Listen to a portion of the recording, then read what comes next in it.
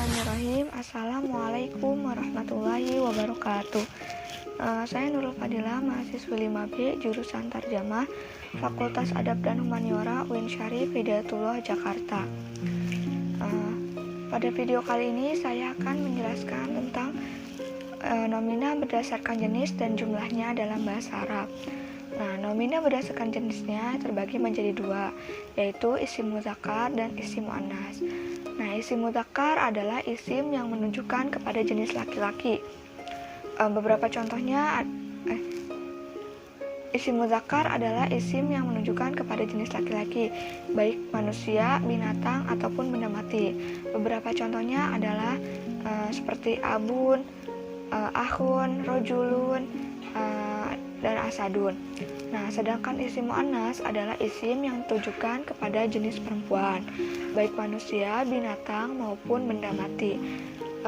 Beberapa contohnya seperti umun, ukhtun, mar'atun, dan dajajatun. Cara membedakan isim muannas dan mudzakkar itu ada dua cara. Pertama, dengan melihat jenis kelaminnya, baik muannas ataupun mudzakkar. Contoh kata yang menunjukkan kepada mudzakkar adalah rojulun, yaitu seorang anak laki-laki, Muhammadun, yaitu yang nama yang biasa digunakan untuk anak laki-laki, adiku, seekor ayam jantan. Nah, sedangkan contoh yang menunjukkan kepada jenis perempuan adalah mar'atun, yang artinya seorang anak perempuan, halimatun, yaitu sebuah nama yang biasa digunakan untuk seorang anak perempuan, ad-dajajatun, yaitu seekor ayam betina. Kedua, yaitu dengan mengelompokkan bahasanya. Nah, muannas itu memiliki ciri khusus, yaitu dengan kata yang akhirannya tak marbutoh. Seperti contohnya tilmidatun, seorang anak perempuan, halimatun, nama yang biasa digunakan untuk nama seorang anak perempuan. Nah, di antara isim mudzakkar dan muannas ini ada pembagiannya lagi. Yang pertama, isim mudzakkar dibagi menjadi dua bagian, yaitu isim mudzakkar hakiki dan isim mudzakkar maknawi. Nah, isim mudzakkar hakiki ini isim yang benar-benar ditujukan kepada jenis laki-laki.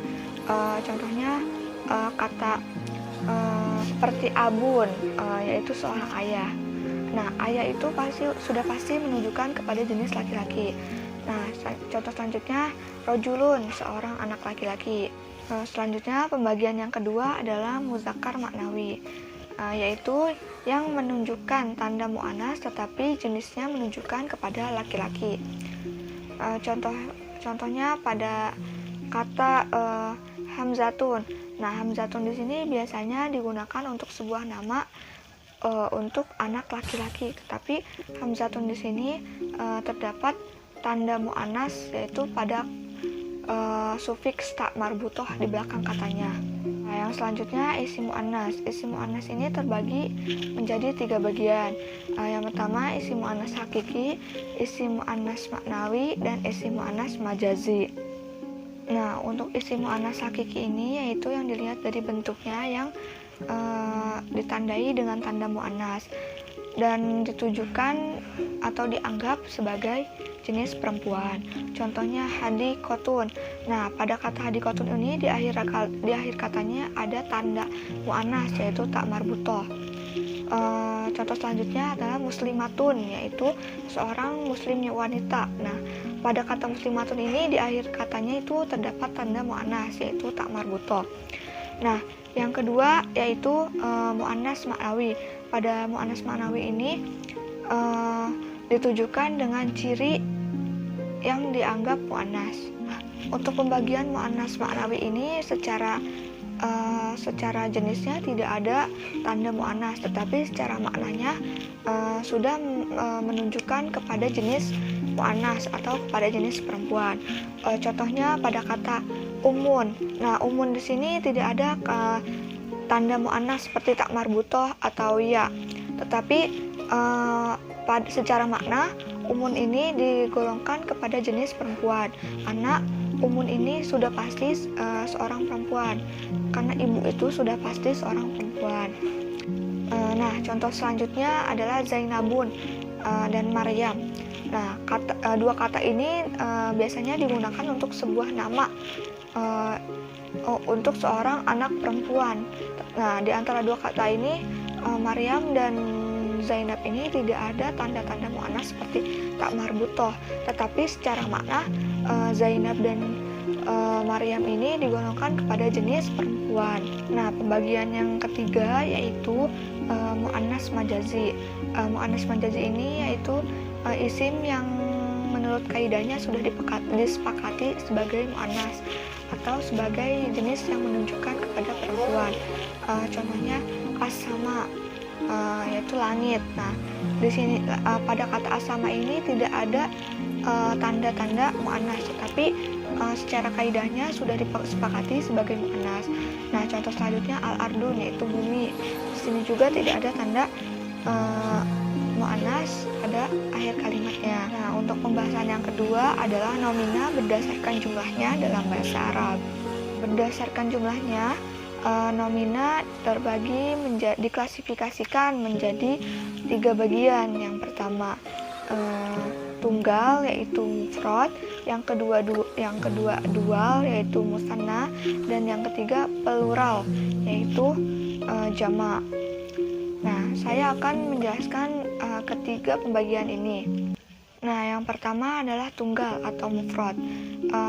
Nah, isim mufrad ini adalah isim yang menunjukkan kepada satu benda, baik laki-laki maupun perempuan. Contohnya